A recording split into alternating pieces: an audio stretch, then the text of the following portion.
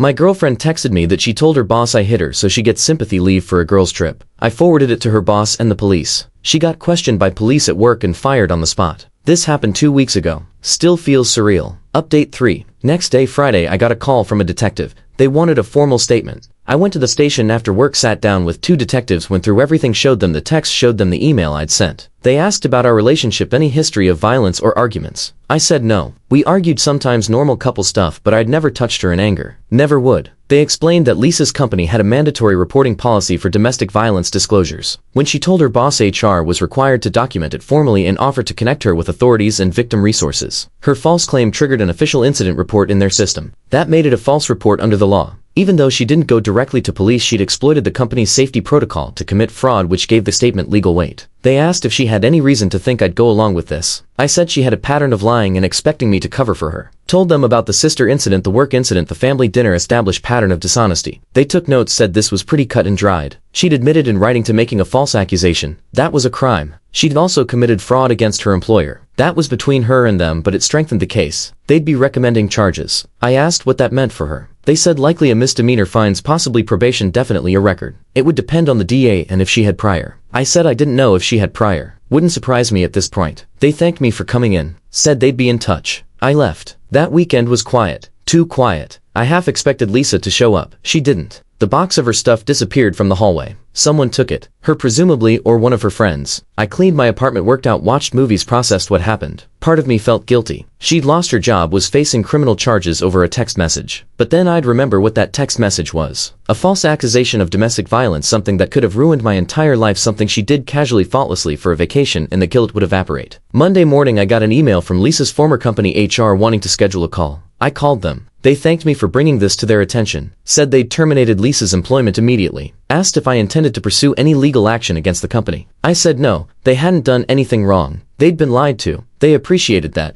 said if I needed anything to let them know. Tuesday I got a call from the DA's office. They were charging Lisa with making false statements and fraud. Misdemeanor. Court date in 6 weeks. They might need me to testify. I said I'd be there. Wednesday mutual friends started reaching out. Lisa had been calling them, crying, saying I'd ruined her life over a joke, that she hadn't meant it seriously, that I'd overreacted. Some of them asked my side. I sent them the screenshot. Let it speak for itself. Most of them went quiet after that. One friend, Jessica, Lisa's college roommate, tried to defend her. Said Lisa had a hard childhood, made bad decisions when stressed. I should have just talked to her. I replied once. She accused me of domestic violence to defraud her employer. That's not a bad decision. That's a crime and it could have destroyed my life. I'm not discussing this further. Block Jessica too. Thursday, 1 week after the text, I got a message on LinkedIn of all places from Lisa. She'd found a way around the blocks. Long message begging me to drop the charges. She'd made a mistake. She was sorry. She'd lose everything, her reputation, her career, possibly her freedom, all because of one stupid text. Please, she'd do anything. I reported the message to LinkedIn, blocked her there too. Didn't respond. Friday, the story hit local news. Small article. Local woman charged with making false statements and domestic violence claim. Didn't name her, but enough details that people who knew could figure it out. My phone blew up again. People I hadn't talked to in years, asking if it was about Lisa. I didn't confirm or deny, just said I wasn't commenting.